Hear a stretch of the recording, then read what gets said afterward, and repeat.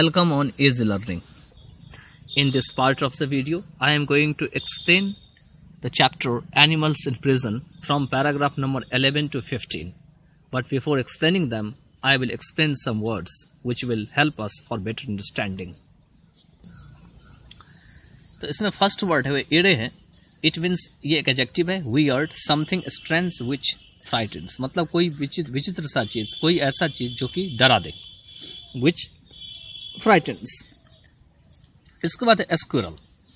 ये एक नाउन है. ए बर्ड फाउंड ऑफ एक्यूमुलेटिंग, मतलब कि ऐसे चिड़िया, यहाँ पे चिड़िया दे रखे हैं. वैसे ये एस्क्विरल तो चिड़िया नहीं होते हैं, ये एक जीव होते हैं जो चलने वाले होते हैं. तो शायद गलत दे दिया हो.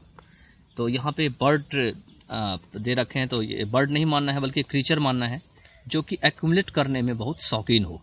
फाउंड ऑफ मतलब शौकीन होना, एक्यूमुलेट मतलब कोई चीज़ जमा करना. लेकिन बता दें कि स्क्विरल मीन्स गिलहरी होते हैं, तो इसी वर्ड को डिफाइन किया गया है इसने. तो गिलहरी कोई बर्ड तो है नहीं, तो इसलिए यहाँ पे इसने बाय मिस्टेक लिख दिया है. इसके बाद है वेंचरसम. एक एडजेक्टिव है. डेयरिंग एंटरप्राइजिंग, मतलब हिम्मत करने वाला या कोई साहसिक कार्य करने वाला.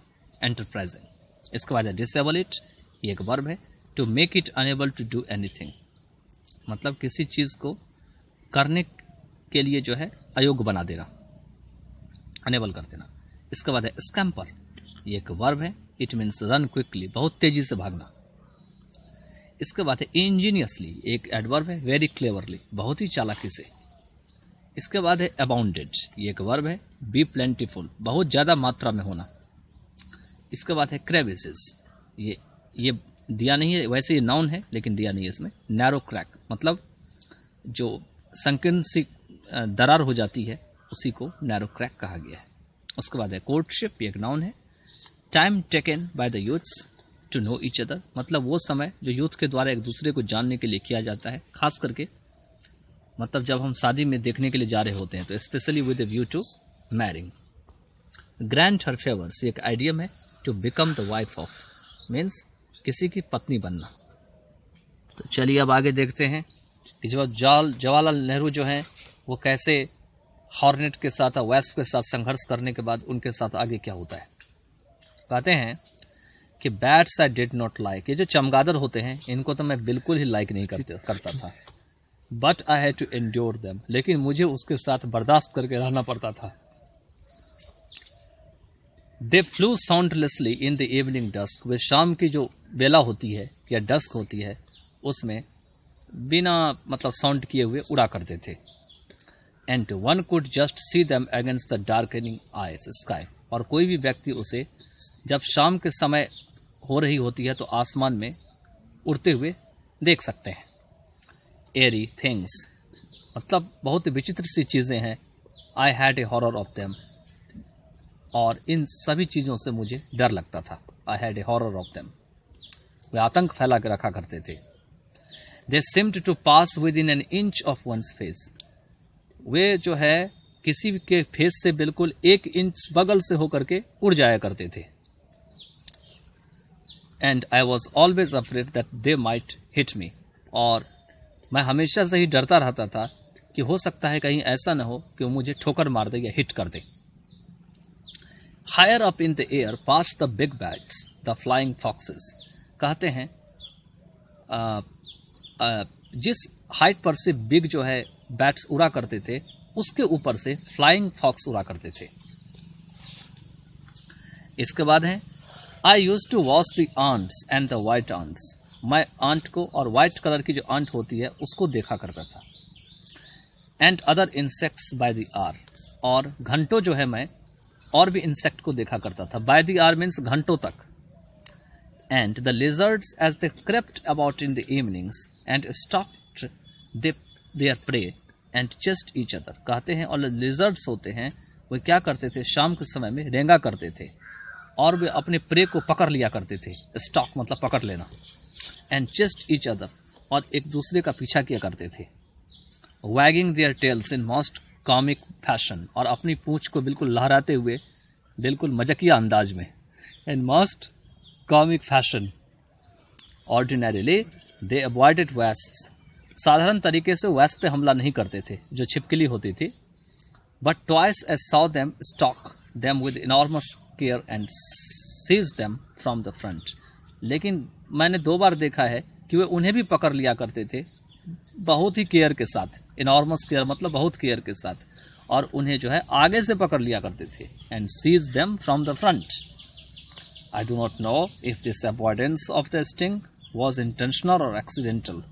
और मुझे नहीं पता है कि इसके स्टिंग से, डंक से जो मैं बच रहा हूँ, अवॉइडेंस मतलब बचना है, वो इंटेंशनल है मतलब वो जानबूझ के मुझे छोड़ रहा है, या कोई एक्सीडेंटल है.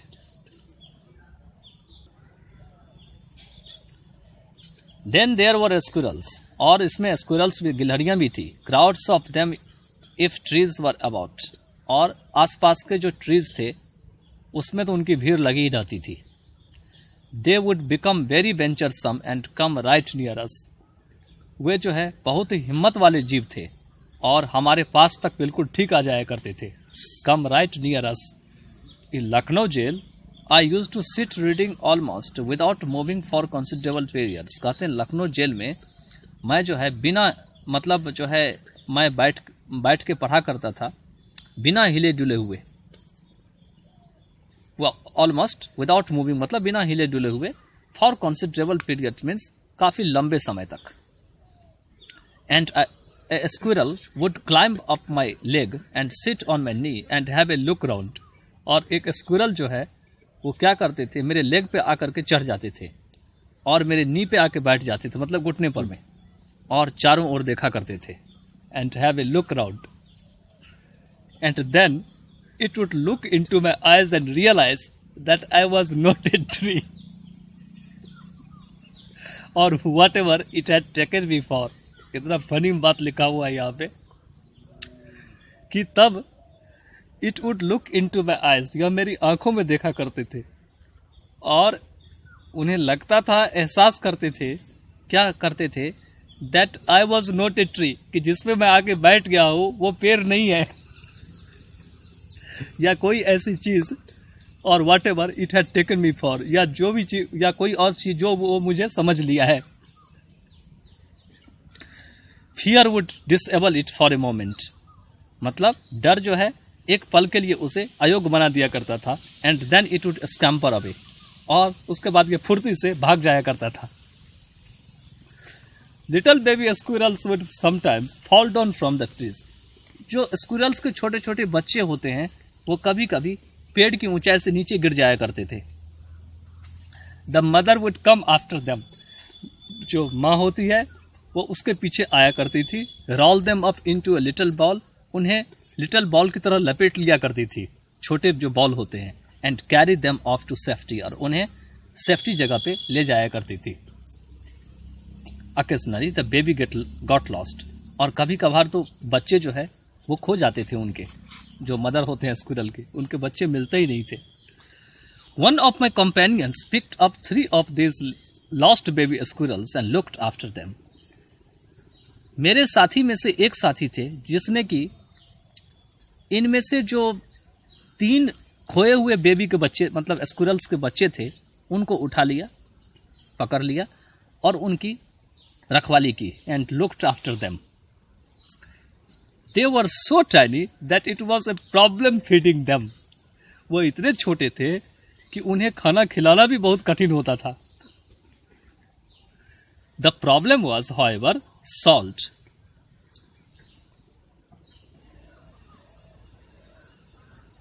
कहते हैं फिर भी प्रॉब्लम जो है वो बहुत ही इंजीनियसली मतलब बहुत ही क्लेवरली से सॉल्व किया गया. रादर मतलब बहुत होते हैं.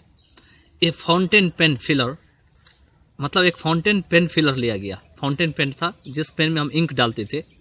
With a little cotton wool attach to it, और इसमें क्या करते थे, जो आपका कॉटन होते हैं, कॉटन का कपड़ा तो आप जानते ही हैं, जिससे रुई से जो कपड़े बनाए जाते हैं तो इस कॉटन के वूल जो है इसमें जोड़ दिया जाता था थोड़ा सा. With a little cotton wool attach to it made an efficient feeding bottle, और इससे इसकी एक पर्याप्त जो है वो पिलाने वाली बोतल बन जाया करती थी, या खिलाने वाली बोतल. Pigeons abounded in all the jails, मतलब जो पिजन्स थे, कबूतर थे, वो तो जेल में, पूरे जेल में एकदम भर गए थे, बिल्कुल अबाउंडेड। आई वेंट टू, मतलब जहां भी मैं जेल में जाया करता था, आई वेंट टू, यहाँ पे एक क्लॉज छुपा हुआ है। कौन सा क्लॉज है ये? तो ये आपका है एडजेक्टिव क्लॉज। यहाँ पे होना चाहिए था दैट या विच, वो लेकिन है नहीं। ऐसी अवस्था में जो है दैट या विच नहीं भी होते। Accept in the mountain prison of Almora, केवल अल्मोड़ा के जो माउंटेन प्रिजन थे उसमें कबूतर नहीं थे, कहते हैं except in the mountain prison of Almora. There were thousands of them, उनकी संख्या हजारों में थी। Sometimes the jail officials would shoot them down and feed on them, कभी कभी जेल के अधिकारी जो है उन्हें मार के गिरा दिया करते थे और उनको खा करके जीते थे। And feed on them. There were mynahs, MAINS, mynahs, of course, कहते हैं वाकई में यहाँ पे मैना भी थे। They are to be found everywhere, और ये मैना जो है हर जगह मिल जाया करते थे। A pair of them nested over my cell, उनमें से एक जोड़ा जो है मेरे सेल डोर जो देहरादून है वहां पर मैं आकर के घोंसला बना लिए। नेस्टेड मतलब घोंसला, और नेस्टेड मीन्स घोंसला बनाना। कहाँ पे बना लिए? सेल डोर के ऊपर, सेल का जो डोर था, दरवाजा था, उसके ऊपर में। And I used to feed them, और मैं उसे खिलाया करता था। दे ग्रू क्वाइट टेम, वो बिल्कुल एकदम पालतू बन के बड़े हुए। And if there was any delay in their morning or evening meal, they would sit quite near me and loudly demand their food. और जब कभी भी सुबह या शाम के समय में, समय की जो मील होती है, भोजन होती थी, उसमें विलंब हो जाती थी, डिले मतलब विलंब होना, तो वो बस बिल्कुल मेरे पास आकर के बैठ जाया करते थे और जोर जोर से बोलने लगते थे, लाउडली, और जोर जोर से जो है कहते थे मुझे भोजन दो। लाउडली डिमांड देयर फूड, मतलब भोजन मांगने लगते थे कि आज मुझे भूखे छोड़ दिए हो।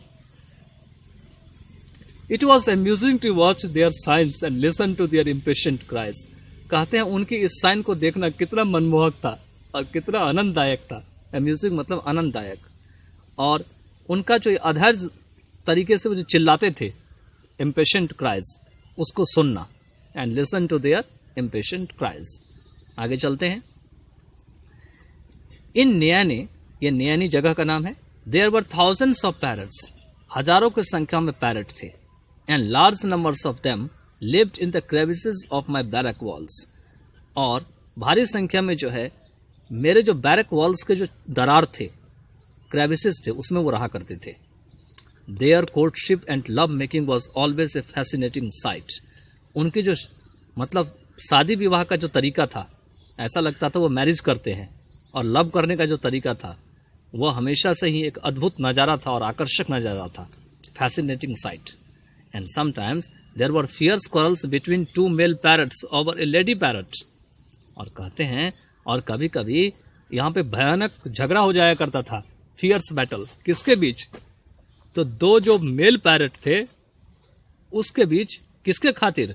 एक लेडी पैरट के खातिर। मतलब जो मेल होते थे, पुरुष पैरट होते थे, वो लेडी पैरट के कारण जो है दोनों आपस में बहुत भयंकर तरीके से झगड़ने लगते थे। Who sat calmly by waiting for the result of the encounter and ready to grant her favors to the winner, जो कि चुपचाप जो है अपनी बारी का इंतजार करने के लिए बैठ जाते थे। For the result of the encounter, मतलब इस रिजल्ट से कि शायद इसमें से या तो ये खत्म हो जाए या एक जो है चला जाए, ठीक है, वो सैट, या ये भी कह सकते हैं कि दो तो झगड़ते रहते थे और तीसरा जो है वहां पे बैठा कराते थे कि दोनों जो है खत्म हो जाए और हमको मौका मिल जाए। And ready to grant her favours to the winner, और वो जा सके और जो लेडी पैरट है वो वहां पर भी जाकर के अपना जो है वो उससे अपना लव मेकिंग का काम कर सके और इसके विजेता बन सके। तो चलिए हम अब अगली पार्ट्स ऑफ द वीडियो में करेंगे नेक्स्ट जो पैराग्राफ्स है।